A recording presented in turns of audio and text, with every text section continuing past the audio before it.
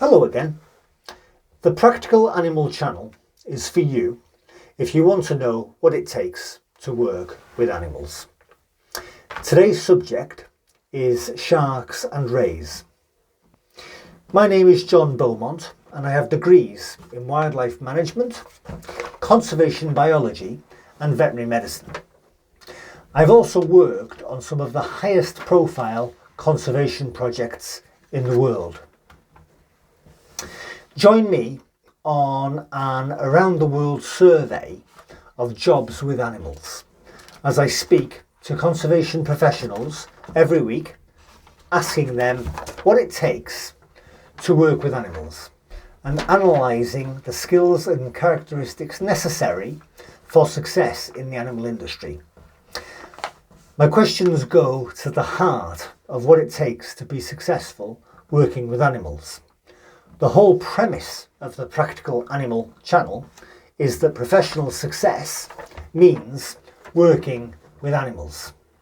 It's all I ever wanted to do, and if that's true for you, then please consider subscribing to the channel so as not to miss out on the weekly interviews.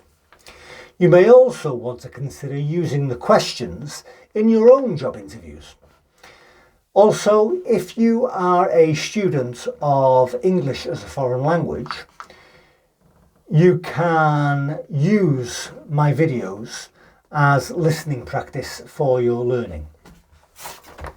My next guest is Matthew Smuckall, CEO of the BIMINI Shark Lab in the Bahamas. Throughout the interview, you can see pieces from my own films on the wildlife of Northern England, as I believe a closer connection to wildlife enhances all of our lives. Please consider subscribing so that I can grow the channel, and please share the video with anyone you know who wants to work with animals. Back to today's topic, and do zoos and aquaria holding sharks have a place in modern shark conservation?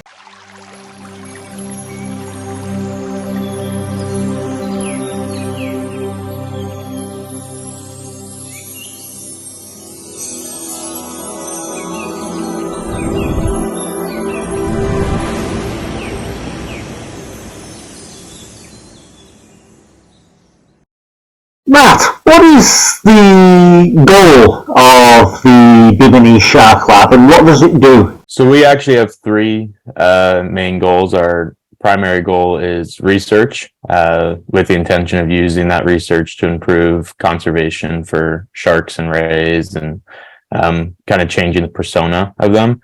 And then our second pillar is education. So during the course of the research, we try to include as many early career scientists as we can, give them the platform to lead their own projects, kind of get experience as what it would mean to be a marine biologist or a shark biologist. We also invite college students, high school students, even sometimes middle-aged school students to come out into the field with us, with the intention of understanding what a healthy ecosystem looks like, that sharks aren't to be feared, that they're an important role in the oceans. And then the third pillar of our mission is public engagement. So doing things like this, Zoom meetings, going to public events, making sure that we spread the results of our information to as many non-scientists also, because ultimately they are a big factor in who makes the decisions and policies for conservation objectives and things like that.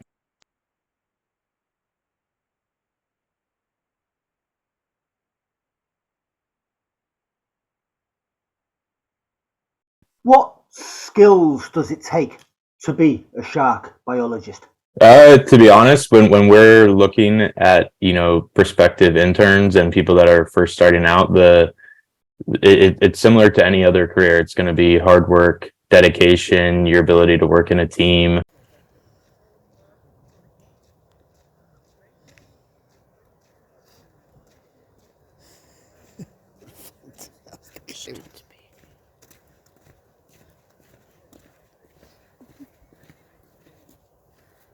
Okay, then I'm just gonna take a picture.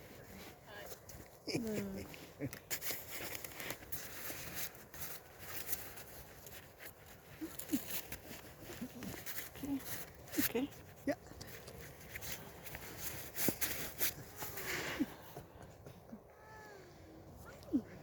How does it work? You get volunteers writing to you to ask if they can volunteer, students asking if they can come for 3 months, and PhD students, similar thing? Yeah, so we'll have some students are with us for the minimum is kind of around 2 months, if they're going to be an intern at the station, just because it does take you a bit of time to kind of get comfortable in your new setting, kind of come out of your shell, really start to develop your skills. But some people ultimately end up staying with us for 3 to 4 years if they're continually feel like they're still learning new skills. So a lot of times what people think about in shark science is things like actually physically putting a tag on a shark. That's one small component of what it's like to actually run research in the field. So there's all of the behind the scenes stuff that goes into it. Preparing the data sets, or data kits to go out in the field, preparing the boats, doing normal boat maintenance. We're on a remote island. We don't have a marina with a mechanic down the road. Helping around the station, even just cooking together, living together, doing odd jobs around the house to make sure the station's in a fit enough condition for us to live there. Backing up a boat trailer into the water. You can't really get out on the ocean if you don't know how to get your boat out there, driving the boats, making sure you're safe on the boats. There's a lot of practical skills that students don't always have. So what we provide is, a good example would be somebody from like the middle of the US or potentially middle of Europe or something where they don't have a lot of time to be out on the ocean, out in the water, in the environment, but they've maybe learned all the textbook skills of shark biology through their courses, or even marine biology or general biology through courses. They get to come and live and stay at the field station and kind of then get that practical field experience.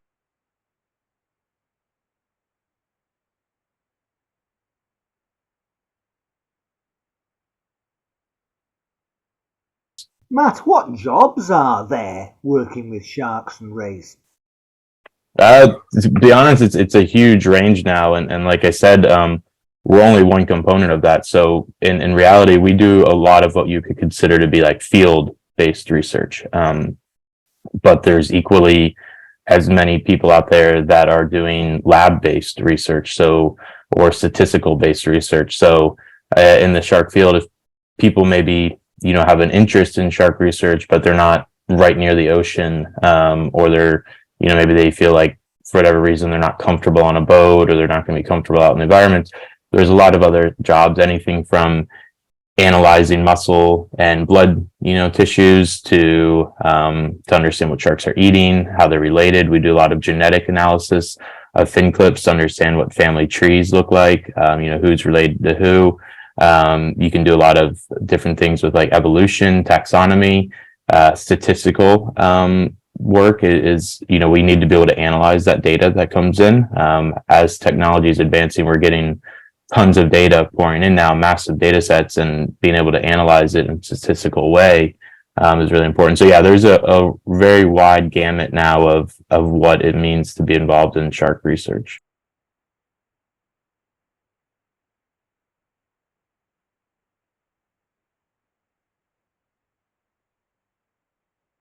So somebody aged 16 to 20 years old, maybe doing school or university, thinking, I want to work with sharks, I'm intrigued by them. They're looking at an academic career, are they?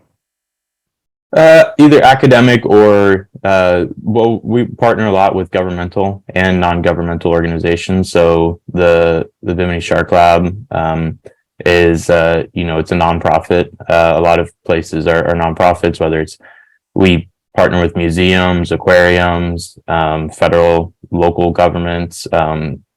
It's just anywhere that there is a room for somebody that's analyzing marine biology, there would also be similar for shark. Shark biology is kind of just one component of the larger biology field. Mm-hmm. How would you describe shark research today, Matt?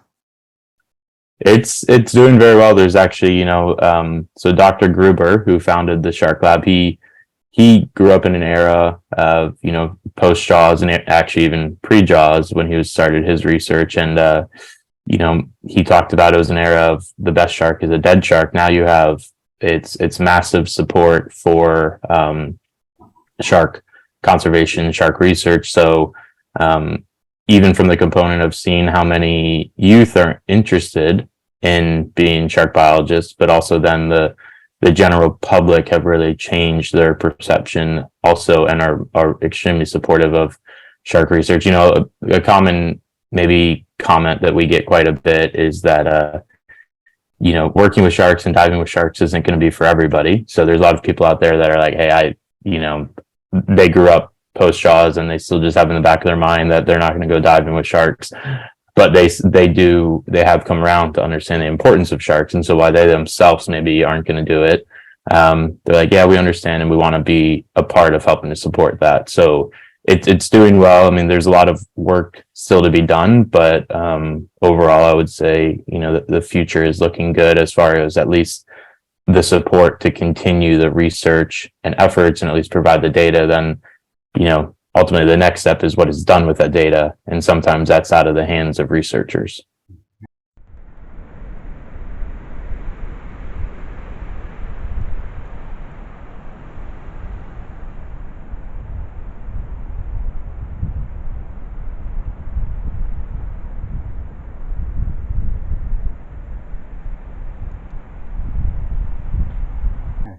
And Matt, talking about the future, where do you see shark research, shark conservation, the shark industry going in the next 10 years?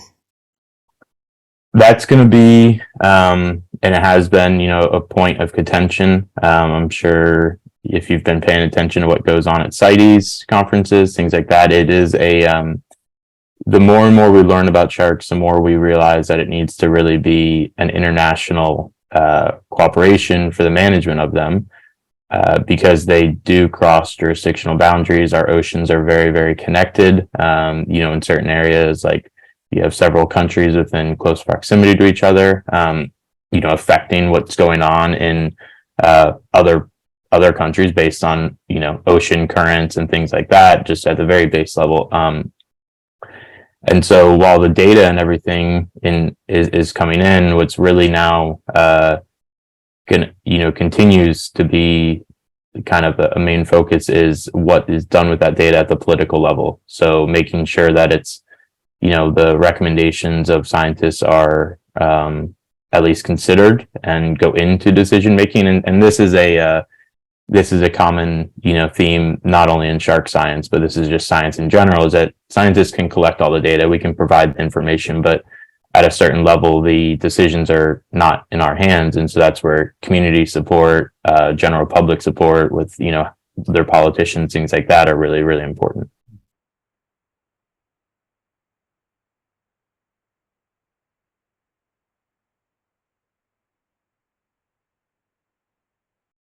And Matt, can you describe your own connection with sharks and rays, please? How did your career develop from start to today? So I grew up in Central Florida. We're center of the state, but in Florida, you're never really more than an hour away from the beach. And my mom, growing up, was a biology teacher. She still is a biology teacher with a big focus on marine biology. So a lot of our, kind of summer trips to the beach, things like that, were investigating the ocean, looking at, critters, as we would call them, looking at, small things in the seagrass, everything like that. So I think from a natural age, there was a bit of, like many kids, I at one point, I'm sure, said, oh, I want to be a marine biologist. And I guess that was just fostered from an early age, that, and I somewhat stuck with it. I did, kind of had a windy path where after college, I went up to Alaska for a while. I was studying salmon in Alaska, which is, completely opposite kind of habitats and other side of the country from the Bahamas and working in Florida. But in a way, it's very similar. So when I talk to students that come to the lab, they do ask me, how did I get to the position I'm at? And I just said, well, I took opportunities to just try to hone my scientific skills. So I was in Alaska for 7 years, and it was very similar, even though the weather was obviously different. We were working in remote areas. We had to be reliant on the team that we had. You kind of had to be able to improvise out in the middle of nowhere, and you had to be reliable. You had to make sure that you were reliable to collect the data. And that's what I was saying earlier on, those are the type of skills that really should transfer to any scientific career. So whether you're working with salmon, whether you're working with sharks, whether you're working with invertebrates, those are the type of scientific skills that are really, really important.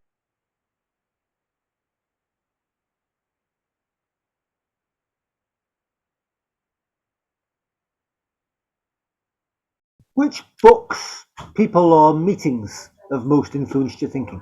I grew up in Central Florida, and so everyone's aware that that's where the theme parks are.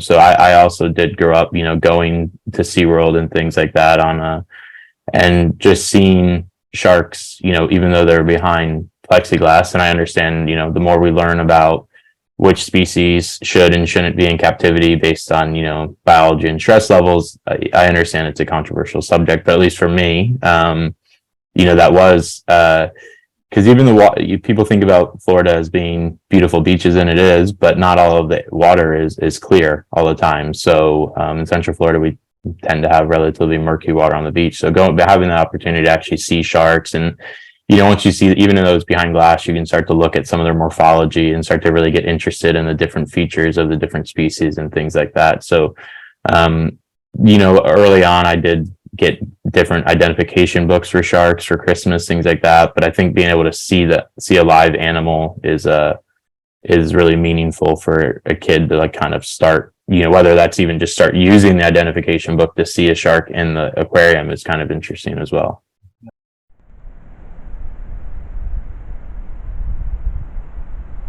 Did you use the term trust levels? Trust levels? Yeah, about when looking or working with sharks. Potentially. So maybe in the context, of trusting your team. Right. Yeah. So when we're working with large sharks, some of the sharks we're working with are 4 meters. You really have to be able to rely that your team is going to perform. I guess it's it's similar to any team environment that you have to have that level of trust amongst them, that when you ask someone, hey, can you hold this, or can you hand me this tool or something, that they're going to know what they're going to do, and they're not just going to get overwhelmed and kind of freeze in the moment, because you really do, it is like all hands on deck when you have large sharks and things like that. For anybody watching this who is that sort of stage in life, thinking or rethinking their career, they have a certain affinity for sharks, they want to work with them. Are there any books or scientific journals that you would recommend? I would say, so there's a lot, so that's a bit of a tricky question. Well, the Shark Lab has the one called Shark Lab Shark Doc, and that's a history kind of the Shark Lab, but also of early science and what it was like to come up at that time. That one is put out by Save Our Seas. There's also one called Genie, and that's after Eugene Clark. So that's a really good one, for kind of showing the perspective at the same time, but from a woman's perspective of going through and early career, early shark science career over the past 50 years. So those are 2 really good books that are kind of coffee table style books. They're not very dense. There are a couple new shark biology and conservation books. There's one out by Dean Grubbs and Dan Abel that has a lot from Bimini, but it's written more in a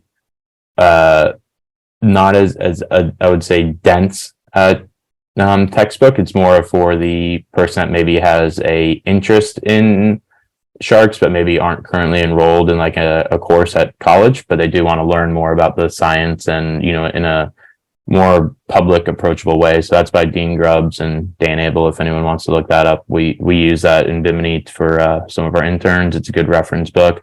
And then just, now with the internet, there's there's so many different sites that you can basically Google Scholar. I get a Google Scholar alert every day that basically says, I put in a few topics that I'm interested in, and they send me an email basically that's like, oh, here's, publications that came out basically today or the last couple of days that are relating to those topics. So that's a good way if people are interested in sharks or particular asset or a facet of shark science, they can, kind of get alerted when new material is coming out.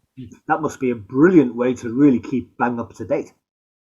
It is, sometimes it's overwhelming because it means you have a lot of stuff, and more often than not, what happens is I see the paper, I download the paper, and it's on my list to read, and it's hard to keep up with that list to read. So, but at least you are aware of what's going on, because there is, like I said, shark science is doing very well. There's a lot of science coming out. There's a lot of people working on it from it globally now, and so you want to make sure that you're staying as current as possible, both because it's important to know, foster ideas, build collaborations. You don't want to be redundantly doing something else that, other people you could be working with in a big group.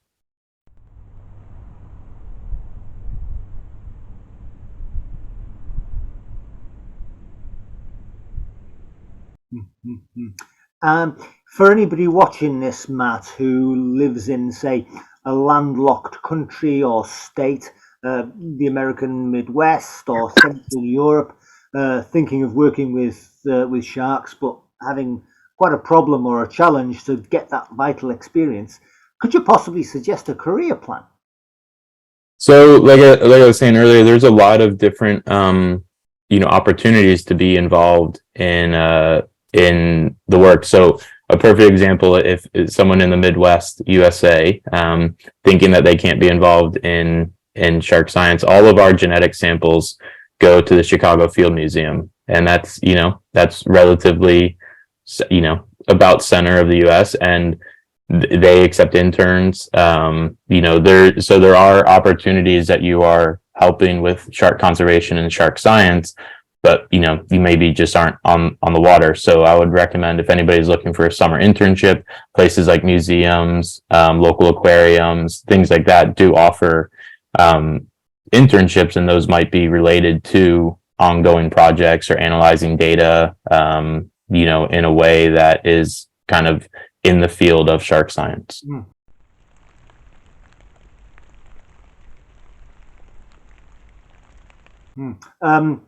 What's BIMINI's what's the Shark Lab's opinion on sharks in captivity at aquaria?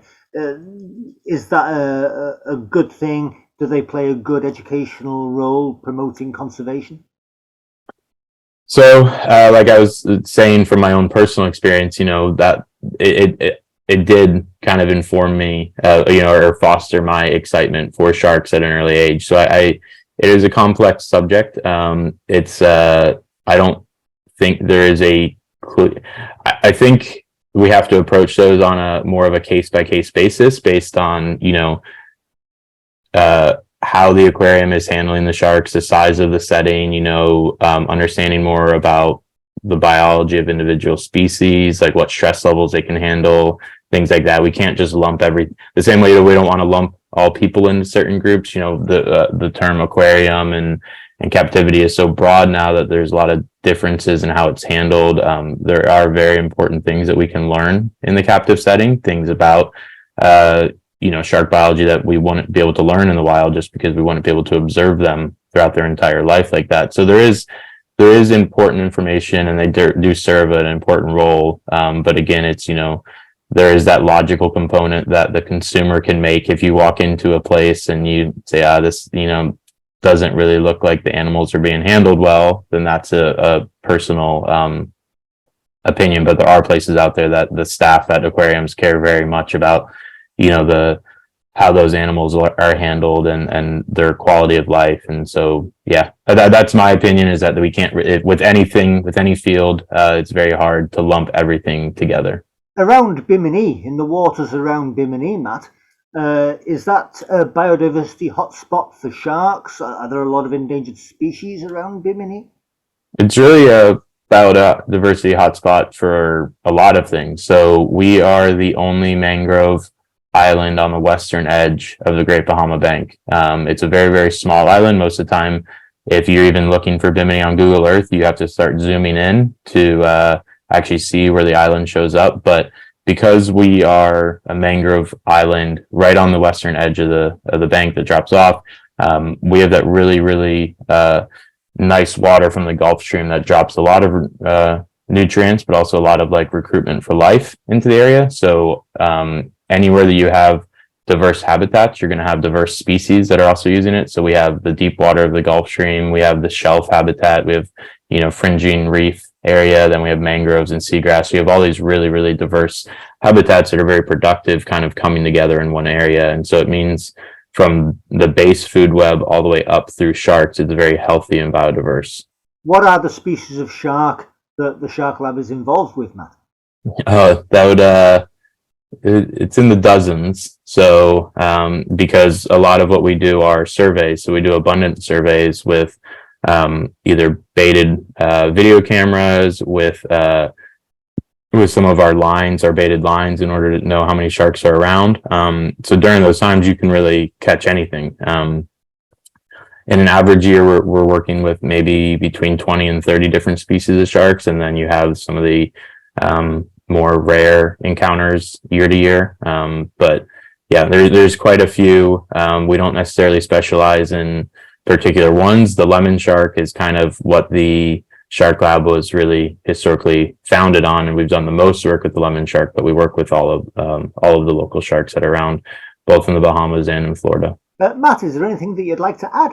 Sometimes it can be overwhelming with doom and gloom of shark numbers, and that is true based on, you know, local areas around the world where they have been very heavily decimated. But I think it's equally as important to highlight the positive steps that certain countries have been taking and are continuing to take, and those are really building sustainable shark fisheries and helping shark populations come back. And so nobody wants to be working in a field that is always depressing and doom and gloom. And so it does need to be more emphasis highlighted on some of the success stories and all of the good work that a lot of people out there are doing.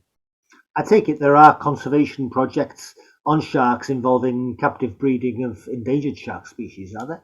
There are. I don't work with those directly, but I know that they are, and they're actually working on reintroductions in certain areas. Matt, CEO of the Bimini Shark Lab, thank you very much indeed for being on the Practical Animal channel. Matthew Smuckle. All right. Thank you. You have a good day. You too. Bye.